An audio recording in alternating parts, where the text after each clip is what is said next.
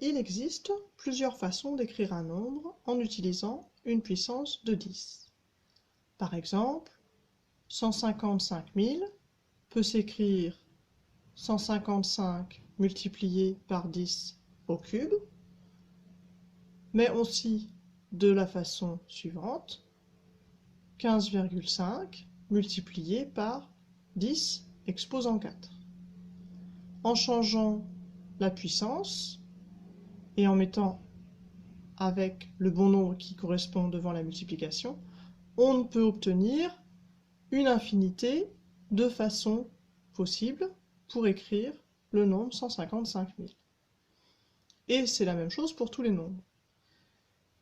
Il a donc fallu créer une écriture de référence qui permette par exemple de comparer ces nombres avec une même sorte d'écriture. Cette écriture, c'est l'écriture scientifique. À quoi ressemble une écriture scientifique? Eh bien, une écriture scientifique ressemble beaucoup aux écritures que l'on a vues précédemment, à ceci près qu'on y ajoute une condition indispensable, qui est que le nombre devant la multiplication doit être compris entre 1 et 10. La puissance de 10 qui suit est une puissance de 10 qui peut très bien avoir un exposant positif ou un exposant négatif. On fera donc toujours bien attention à ce que ce premier nombre, multiplié par la puissance de 10, soit compris entre 1 et 10, sachant qu'il a le droit d'être égal à 1, mais pas le droit d'être égal à 10. Écrivons quelques nombres sous forme scientifique. Commençons par exemple par 45 000. On peut écrire 45 000 comme étant le produit de 45 par 10 au cube. Le souci avec cette écriture, c'est que ce n'est pas une écriture scientifique, tout simplement parce que 45 ne suit pas la condition dont on parlait précédemment, il est trop grand. Ce nombre doit être compris entre 1 et 10. Nous allons donc utiliser une autre écriture. Et cette écriture commencera forcément par 4,5, puisque c'est un nombre entre 1 et 10. Je vais multiplier 4,5 par une puissance de 10, dont je dois trouver l'exposant. 4 est ici le chiffre des dizaines de milliers. Je dois donc multiplier 4,5 par 10 000, soit 10 exposant 4, pour avoir une écriture qui est bien une écriture scientifique, puisqu'on a un nombre entre 1 et 10 multiplié par une puissance de 10.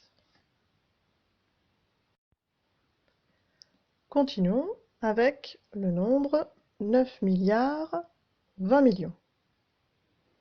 C'est un nombre assez long qu'il peut être intéressant d'écrire sous forme scientifique. Je vais commencer tout d'abord avec la première partie, c'est-à-dire le nombre entre 1 et 10.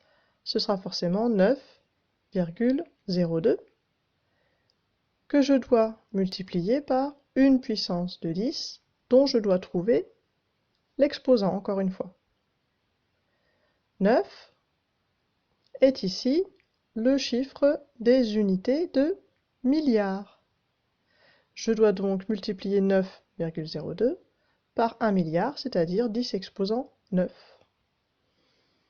On remarque que ce 9 correspond au nombre de chiffres qu'il y a pour aller jusqu'aux unités.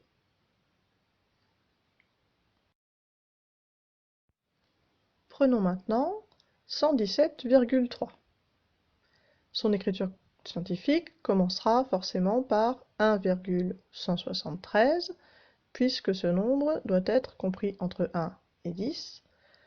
1,173 que je vais multiplier par une puissance de 10, dont je dois toujours retrouver l'exposant.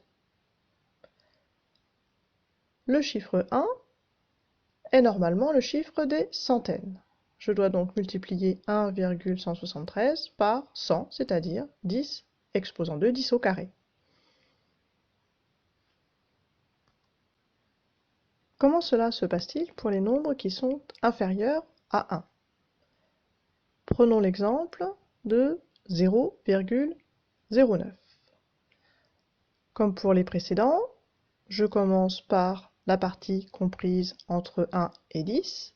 Ici, ce sera 9, que je multiplie par une puissance de 10, encore une fois, dont je dois retrouver l'exposant. Le chiffre 9 est normalement dans mon nombre le chiffre des centièmes. Donc, je dois multiplier le 9 par 1 centième, c'est-à-dire 10 exposant moins 2.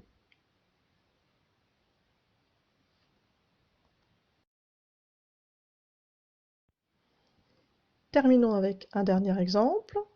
0,0034. La partie comprise entre 1 et 10 sera donc 3,4. Et le 3 se trouve normalement au rang des millièmes. Je dois donc multiplier 3,4 par 1 millième, c'est-à-dire 10 exposant moins 3, pour obtenir mon écriture scientifique.